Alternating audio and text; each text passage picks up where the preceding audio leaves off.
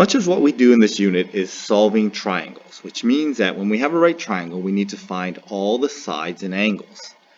So in this case here, we have been given two sides and a right angle here, and we need to find the third side and the two angles.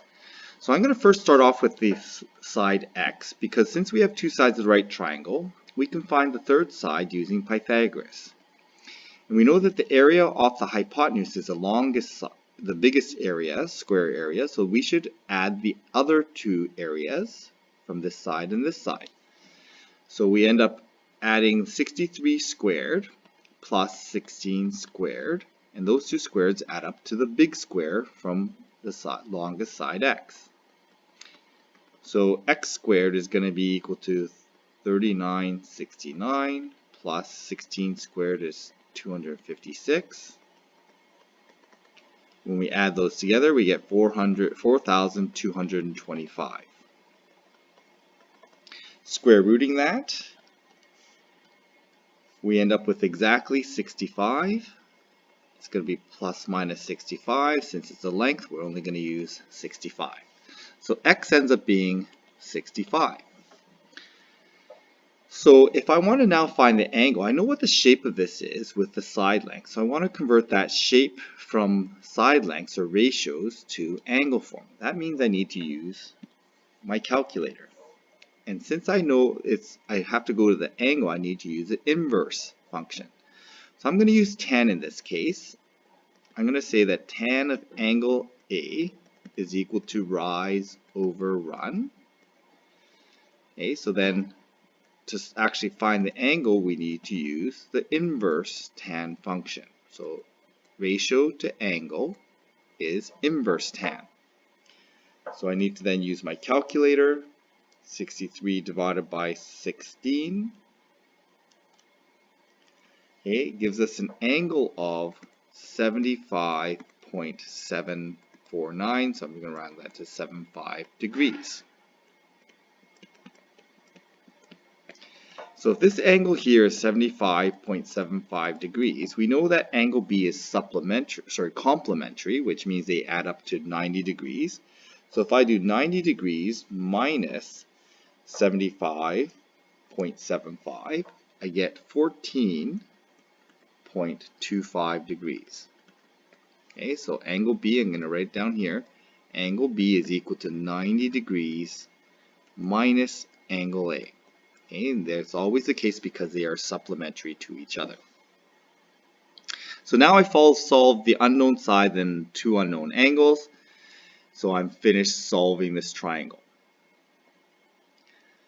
So this is the same type of problem. Here I've been given an angle and a side, and I have to figure out the other angle and two more sides. So I'm going to start off with the angle again because we know that these are supplementary. I know that angle A, sorry, I keep on using the wrong word. These two angles are complementary, which means they add up to 90 degrees. So to find angle A, I take my 90 degrees and I subtract my 17 degrees. So I end up with 73 degrees for angle A. Okay, so didn't have to use my calculator or anything. I'm just adding up to 90. Okay, so once I have the angle, I need to get the shape with the side lengths, but I only have one side length. That means then I'm going to have to go to my calculator to convert this angle of 17 degrees into a ratio. And I'm going to use the opposite and adjacent side. Okay, so opposite adjacent is TOA, so tan. So I know that tan of 17 degrees is equal to the opposite over adjacent, or slope, which is x over 24. So if I want to solve for x, I need to convert that 17 degrees, the tan of 17, into a decimal. So I get 0.3057, so I'm going to round that to 0.306 to 1. That's the same as rise over run, which is x to 24. I can solve this by multiplying by 0.306 from bottom to top, or I can just cross multiply this and solve it algebraically. So I end up with an x length of 7.337, so I'm going to round that to 4. Okay, and again, if you're off by a little bit from rounding, no big deal. Okay, as long as you're somewhere around 7 point, low 7s, that's pretty good. So I've solved for x. This is 7.34. I can solve for the length of y using Pythagoras, or I can use another trig ratio. I think maybe I'll just use a trig ratio to solve for y. So I'm going to involve the adjacent and hypotenuse. So adjacent and hypotenuse is ka. So I'm going to use cosine. Adjacent over hypotenuse, which is adjacent side is 24 and the hypotenuse is y. So I need to convert that cosine, the 17, into a cosine ratio. So cosine of 17 degrees is 0.9563, and that's always to 1. And so the adjacent is 95% the length of the hypotenuse. So the hypotenuse should just be a little bit bigger than 24. So algebraically solving this, I'm going to cross multiply this. So I get times both sides by y.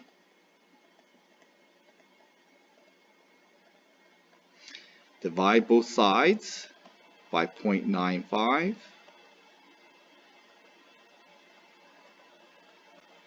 So 24 divided by 0.956. Okay, and I'm going to get 25.096. So I'm going to round that to 10. Okay, so the length of that side is 25.10. Again, you may have a little bit of discrepancy based on the rounding, but as long as you're near 25, you've done the right calculation.